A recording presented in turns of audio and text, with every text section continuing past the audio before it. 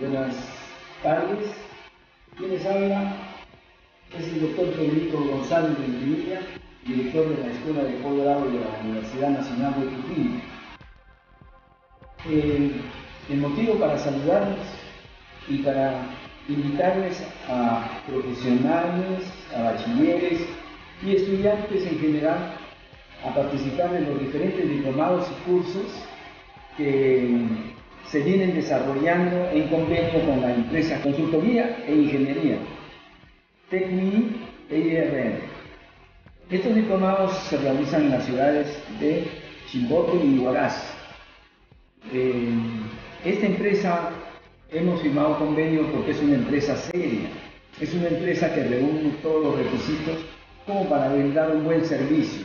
Tiene un staff que es compuesto por profesionales de primer nivel. Además, estos eventos son eventos que tienen actualización y aplicación dentro de las necesidades que tiene el país.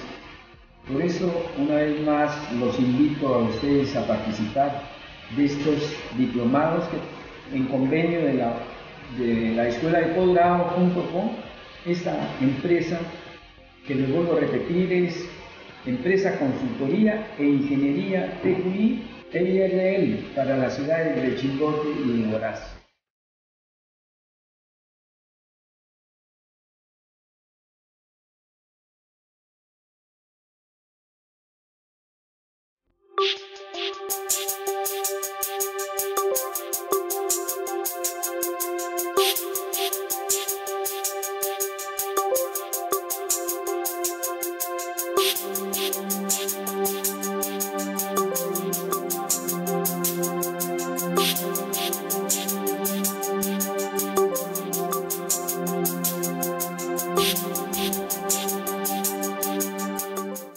Al tema específico, lo que es OCHA 18001, que ya en el año próximo ya pasa a ser ISO 45001.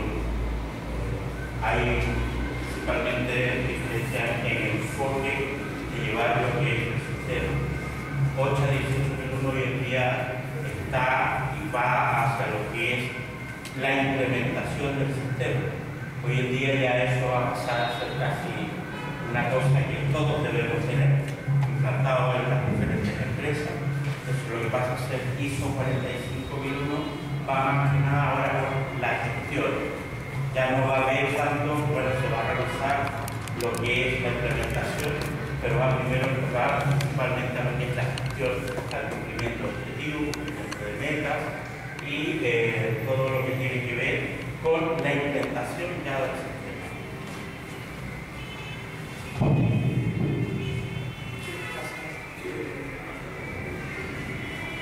Bueno, la verdad que el tema de seguridad y salud es un tema que sabemos todos que es muy importante dentro del contexto de todo tipo de empresa.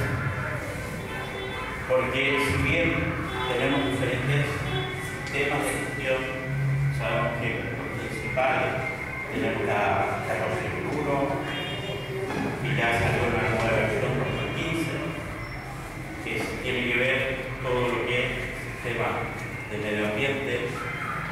Tenemos la ISO 9001, que también acaba de salir la nueva versión 2015, que tiene que ver con el buen producto o el buen servicio de esta empresa. Y tenemos OCHA 18001, así aproximadamente a ser ISO. Pero si nosotros analizamos 9.000 productos y servicios, 14.000 lo que genera, ¿cierto? O generamos en el proceso, ya sea de la fabricación de nuestro producto o lo que generamos o contaminamos en la prestación de nuestros servicios. ¿Y qué hace o de qué se preocupa el sistema de gestión 18001? Pregunto.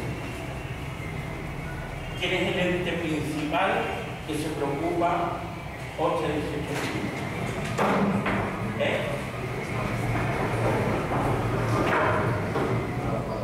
del trabajador, ¿cierto? Del trabajador es el que se preocupa. ¿Por qué? Porque se preocupa del bienestar, de la salud y del entorno ambiental, laboral de ese trabajador. Por ende, de los tres sistemas, ¿cuál es el más importante? 8.001.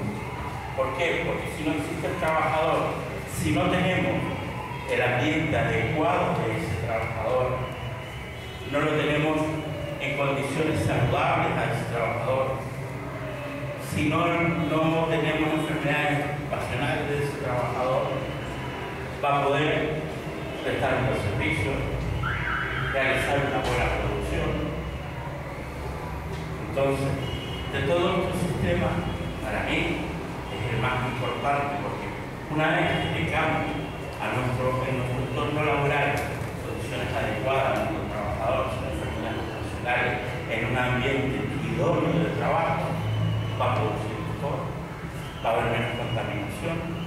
Por ende, la importancia de preocuparnos de las condiciones laborales del trabajador es muy importante. Sabemos que al final está siendo uno de los últimos sistemas que está entrando en vigor. Sí, muchos años venimos escuchando ISO 9000, muchos años venimos escuchando ISO 14000, y ahora recién estamos empezando a escuchar lo que es 8 de 18.001. Bueno, así son las cosas. Pero aquí en el Perú, ¿no es cierto?, tenemos una ley que, digamos, va enganchada, o más bien dicho, 8 a 18.001 engancha la obligatoriedad de cumplir la ley, porque uno de sus principales articulados de 8 a 18.001 dice que toda empresa debe cumplir la normativa nacional. Por ende, muchos dicen, no, yo cumplo 8 y con eso me va. Sí, está bien, cumplo 8, pero para cumplir 8 tengo que cumplir normativa nacional. Por ende, siempre está muy relacionado la implementación de 8 con normativa nacional. Por eso, cuando viene la certificación de las empresas, cuando hacemos una certificación de empresa de 8 a 18.001, tenemos que saber la normativa nacional del país en el cual esa empresa se queda de poner. Cuando hay una empresa que dice soy certificado 8 a 18.001, pero ¿dónde es certificado? La certificación en nuestro país. No porque sus certificaciones de España, esa certificación le va a ser válida aquí en el Perú. Esa certificación le es válida solamente en el país donde ha sido certificado. Si quiere ampliar su certificación, tiene que hacer su certificación en el país donde tiene su nueva acreditación de decir, soy certificado 8 a 18.001. Por eso, cuando uno sale a hacer auditoría, me ha tocado la suerte de andar en Colombia, en Panamá, República Dominicana, Chile, ahora viajo a Santo Domingo, 2 semanas más. ¿Qué tengo que hacer? Lo primero, ¿qué tengo que hacer? ¿No es cierto? Tenemos un estándar que cumplir, pero ¿qué tenemos que hacer? Es empaparnos, bebernos de la normativa nacional del país en la cual voy a ir a hacer esa auditoría. Es muy importante porque cada país tiene su normativa propia. Aquí en el Perú sabemos que tenemos normativa en seguridad y salud desde el año 62 y que aún está vigente. ¿Saben qué normativa es esa?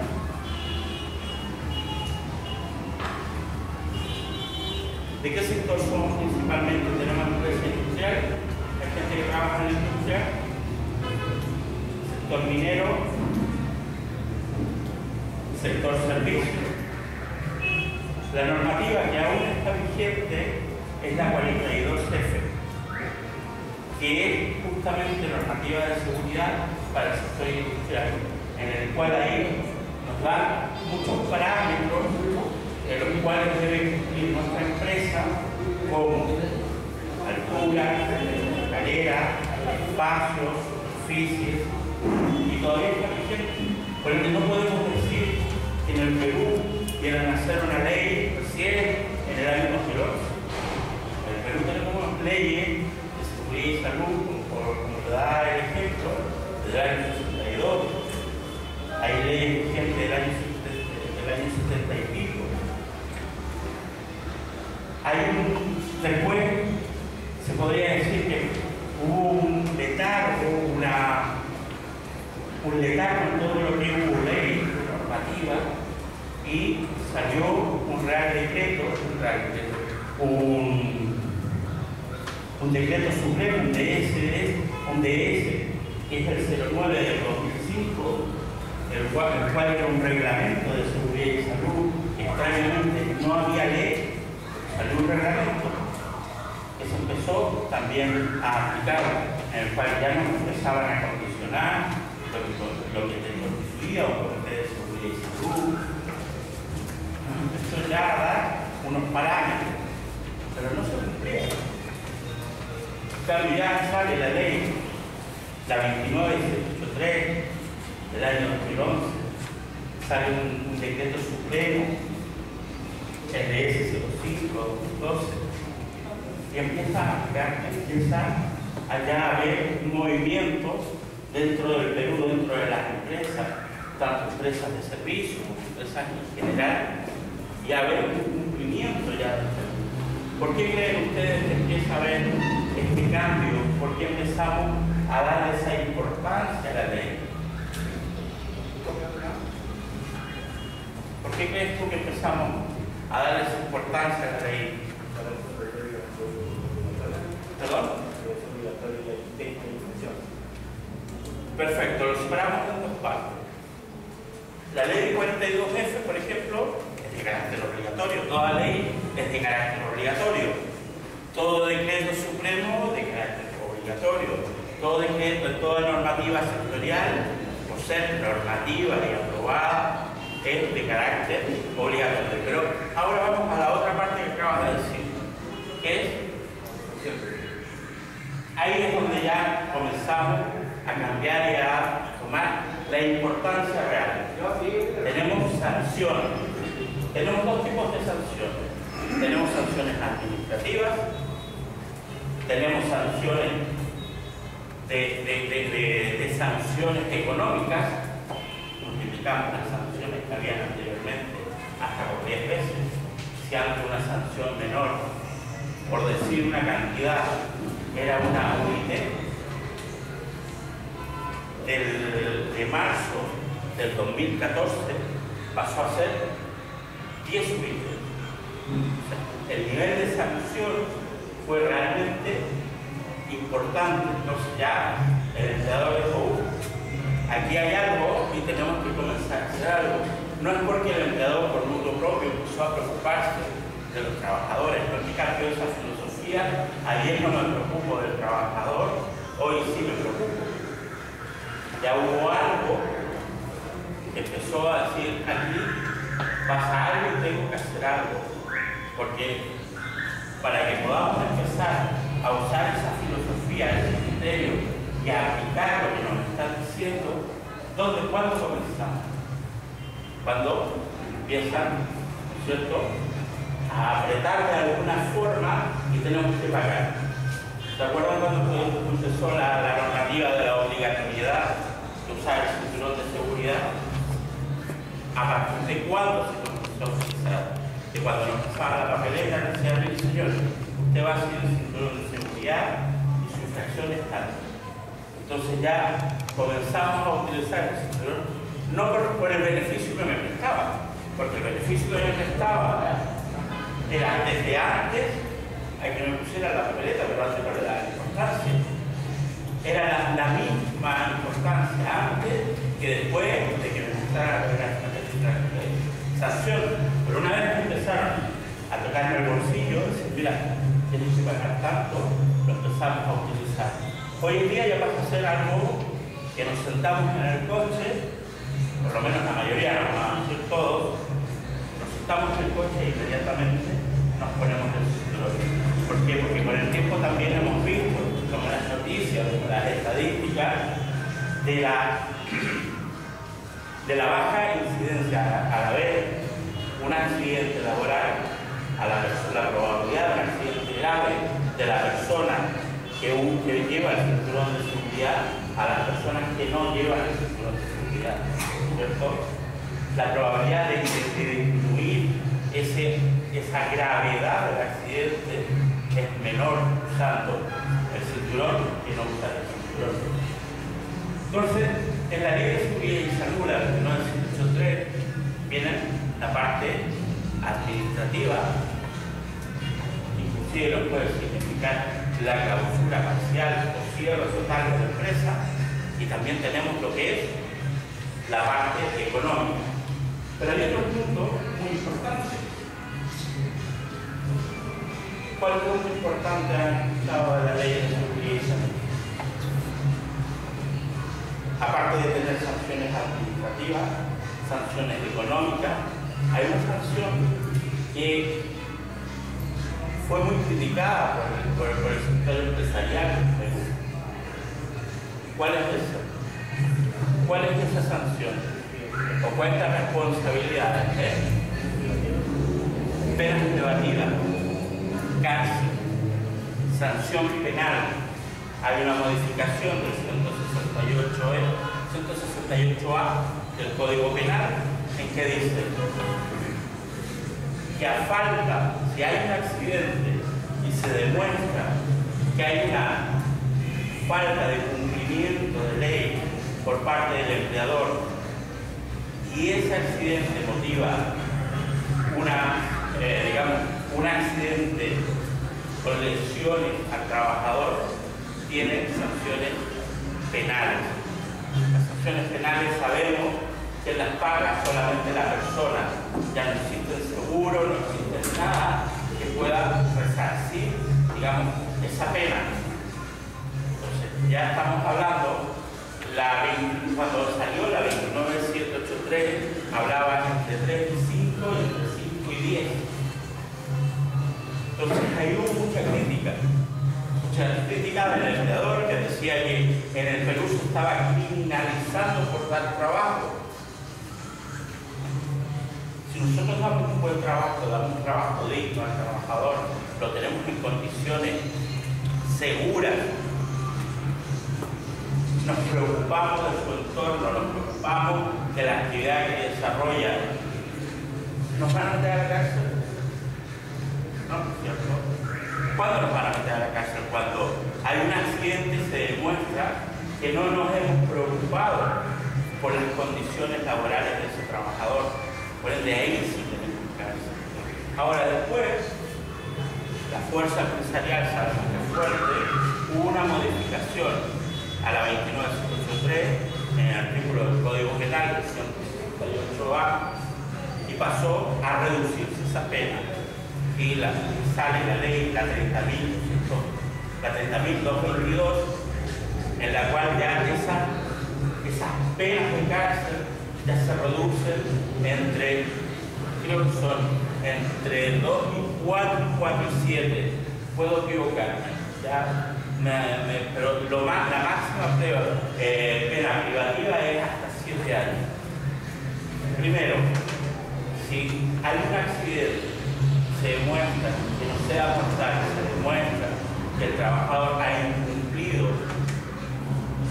las condiciones que exige la ley, hay una pena privativa entre 3 y 5 años. Y si se demuestra que por ese accidente ha habido un accidente muy grave con consecuencias mortales, ya se puede aplicar hasta 7 años. O sea, hay una rebaja en lo que es la parte penal, pero sigue habiendo responsabilidad penal por parte del empleador.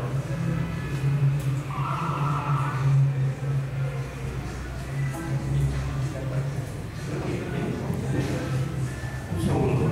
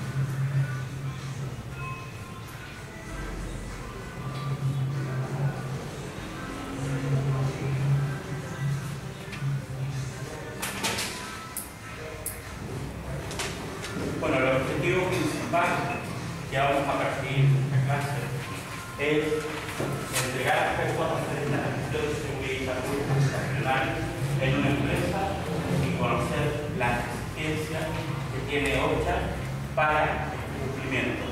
Es importante destacar que hay muchos aspectos de OCHA 18.1 que hay correspondencia con la ley 29783 y su modificación. Hay muchos requisitos de OCHA, en los cuales también son requisitos de la 29783.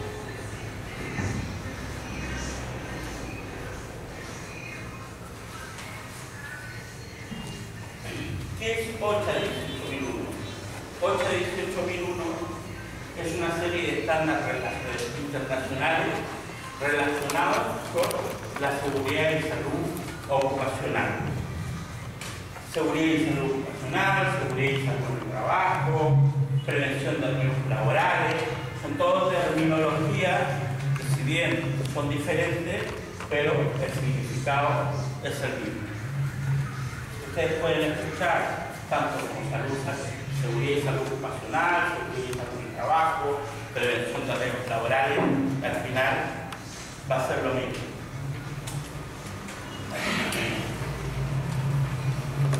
¿Qué es un sistema de gestión de seguridad y salud? ¿Qué persigue?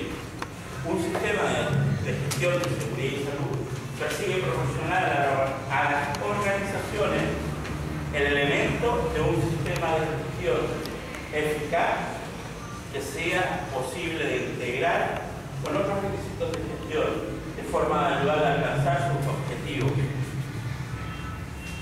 Siempre, para un sistema de gestión, ¿cierto?, tenemos que tener una estructura independiente del sistema de gestión, que sea calidad, que sea ambiente, que sea salud. Siempre tenemos que crear unos principios, unos parámetros que seguir para llegar a cumplir ciertos objetivos.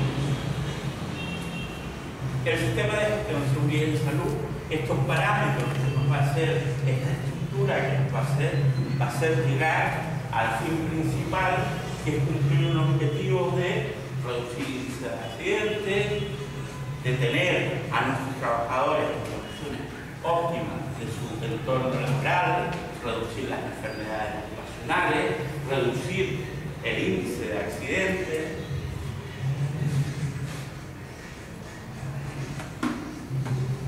¿Cuáles son los alcances que tiene este sistema? Los alcances son aplicables a cualquier tamaño o a cualquier tipo de empresa.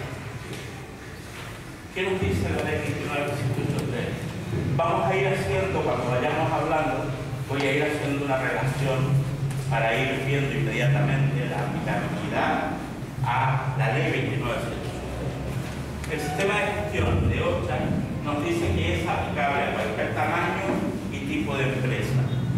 La ley 29783, ¿qué nos dice? A partir de cuántos trabajadores tengo que aplicar, porque la ley 29783 también nos habla de un sistema de gestión. ¿Cuánto tenemos que aplicar ese sistema de gestión? ¿A partir de cuántos trabajadores? ¿Perdón? ¿20? ¿Seguros? La ley no habla de a partir de cuántos trabajadores tengo que implantar mi sistema de gestión. Por ende, a partir inclusive de un trabajador autónomo, dependiente, debiera tener su propio sistema de gestión. No nos confundamos, porque aquí hay una confusión, se las digo cuál, no nos confundamos con el Comité de Seguridad y Salud. El Comité de Seguridad y Salud es otra cosa, que está dentro de los requisitos del sistema de gestión que nos pide la ley 29783, y ahí sí hace la diferencia, me dice que toda empresa mayor o igual a 20 trabajadores tengo que tener tengo que tener un comité de seguridad y salud, el cual va a ser paritario. Paritario significa que tengo que tener la misma cantidad de trabajadores y la misma cantidad de personal de confianza del empleador. ¿sí? La parte de los trabajadores se hace una elección de voto directo. Ahora, también es importante recalcar que ese comité, eso es a partir de 20 trabajadores, es de la empresa, es de los trabajadores, cuento el número de trabajadores que están asociados a un RUC. Yo en una empresa puedo tener 40 trabajadores, de los cuales 20 son de un RUC, 5 son de otro y 15 son de otro. Yo empiezo a contar a partir de un único RUC. ¿Me hago entender?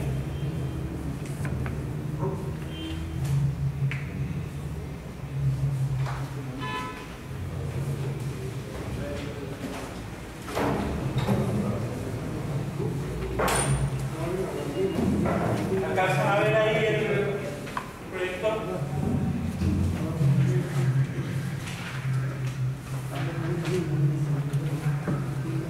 Tengo una empresa, ¿no es cierto? Esta empresa tiene 20 trabajadores.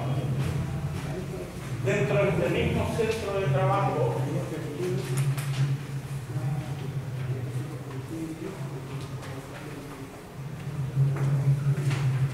vamos a poner un grupo 1 y este grupo 2.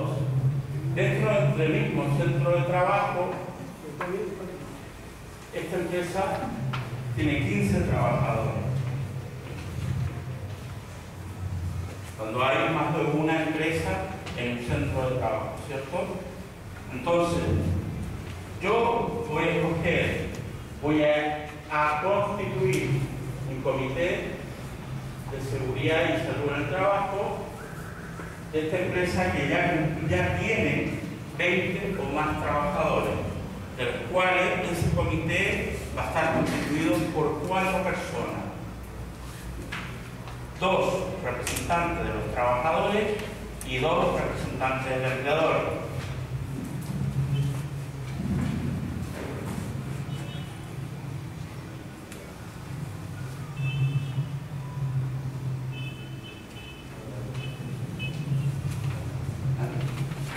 Estos representantes de los trabajadores, esto es a partir de 20 hasta 100.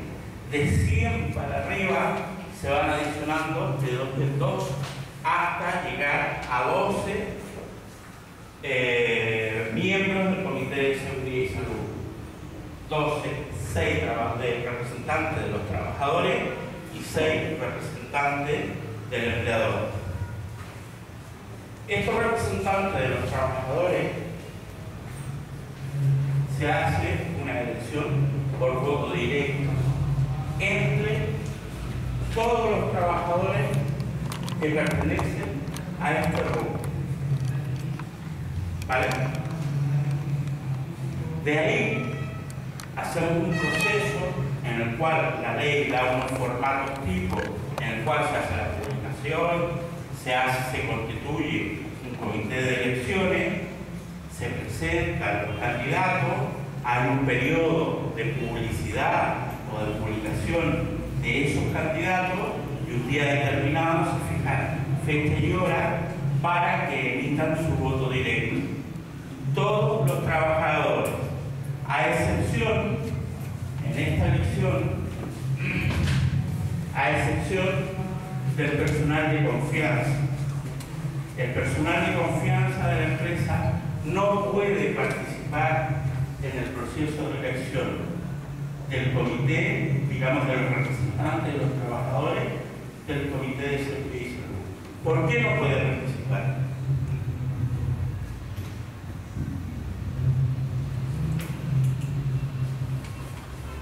¿Por qué creen ustedes que no puede participar? No puede participar porque dentro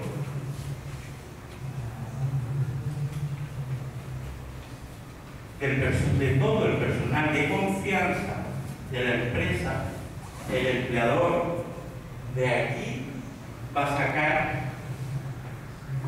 a las personas que constituyan el comité de seguridad por parte del empleador. Por ende, si participan en el proceso de votación del Comité de los Trabajadores, estarían teniendo dos posibilidades de participar y eso no corresponde. Por eso, el Comité de Seguridad y Salud por parte de los trabajadores solamente participan en el proceso de elección los trabajadores que no sean personal de confianza.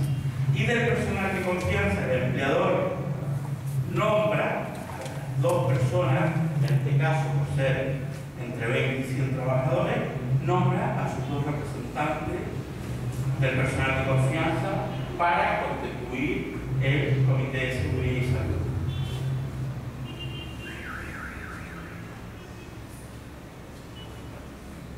De estas 4 personas, vamos a seguir el ejemplo porque son 4, de acuerdo que podemos llegar a tener hasta 12 trabajadores de acuerdo al número de trabajadores que tiene la empresa. Si en el recuento para constituir el Comité de Seguridad y Salud, si consideramos al nivel completo, tanto al personal de confianza como al personal de los trabajadores. En ese recuento sí los consideramos para saber cuándo tenemos que constituir el comité y cuántas personas tienen que constituir ese comité, ¿vale? Y siempre lo vamos a ir incrementando de 2 en 2. De aquí va a salir el presidente y el secretario. ¿Cómo se escoge el presidente y el secretario?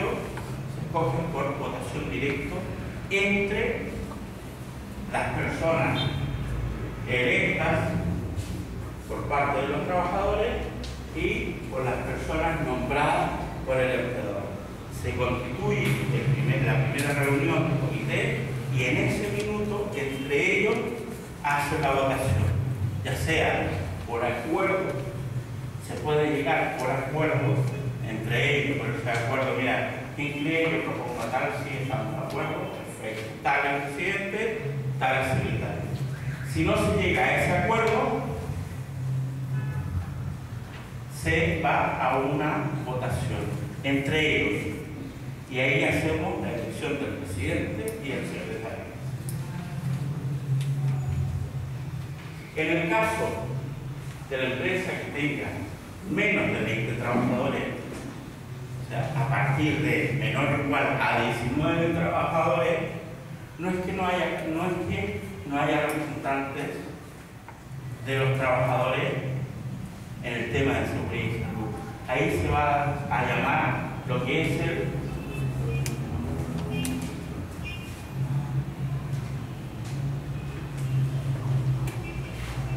supervisor de seguridad y salud en el trabajo. Este supervisor de seguridad y salud en el trabajo, que va a ser una persona, el proceso de elección es exactamente igual al proceso de elección y se hace para constituir el comité, también por voto directo, con la única diferencia que vamos a escoger a uno, ¿vale? Y ese uno es el que va a cumplir las funciones y responsabilidades que el DS-05, modificado por el 06 del 2015, tiene que cumplir en el centro de trabajo. Ahora, este supervisor de seguridad y salud no lo confundamos, y si hay personas que trabajan en el área de construcción, no lo confundamos con el supervisor de seguridad y salud en obras de construcción. Ese supervisor, ¿cierto?, que nos hace la G050, nos hace mención que tiene que haber un jefe de seguridad y un supervisor de seguridad, son dos gentes totalmente diferentes. Desgraciadamente tienen el mismo nombre que nos pueden llevar a confusión. Ese supervisor lo nombra el empleador y tiene funciones bien definidas, son diferentes a las funciones que tiene el supervisor en que nos hace mención la 2983. La 050 nos define qué funciones tiene y responsabilidades tiene el supervisor de obra de seguridad y salud. Igual que el decreto minero, el 055, ¿me equivoco? No. ¿Sí? El decreto 055, el de minería. Ahí también nos hacen mención de los supervisores, pero que son diferentes a las funciones en que nos habla la ley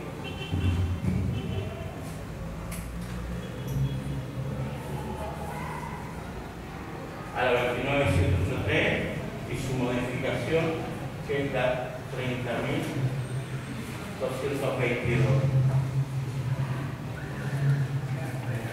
Ahora, también es importante saber que este comité de seguridad o el supervisor no es un ente ejecutivo, porque muchas veces se confunde, dicen, no, para eso tengo al comité de seguridad y salud, para que haga la hiper, para que haga la evaluación de riesgos, no. El comité de seguridad y salud es un ente controlador y aporta a lo que por obligación le da la ley tiene que ser el empleador. Si no le demos responsabilidades operativas, el comité o el supervisor no es operativo, es un ente controlador, participa, controla, supervisa, aprueba, pero no ejecuta. Esa es responsabilidad del empleador, como lo dice la ley.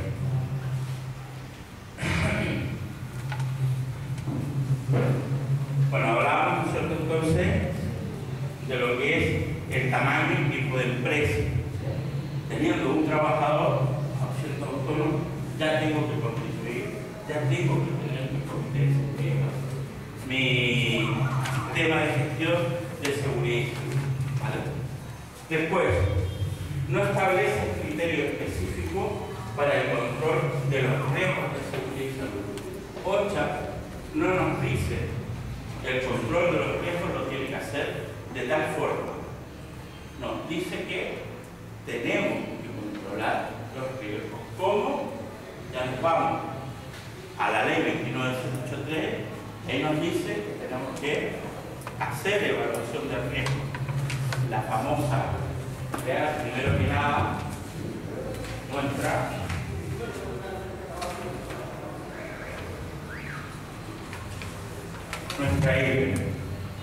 identificación de peligro, evaluación de riesgo y los controles. ¿Vale? Ahora, la ley 29183 y su modificación tampoco nos hace mención qué metodología vamos a usar de matrícula. Tampoco nos dice, mire, ustedes tienen que hacer esta forma de matrícula. No. ¿Dónde nos sale? ¿Dónde nos dice de dónde tenemos que hacer nuestra evaluación o cómo la debemos hacer? Tenemos un reglamento ministerial.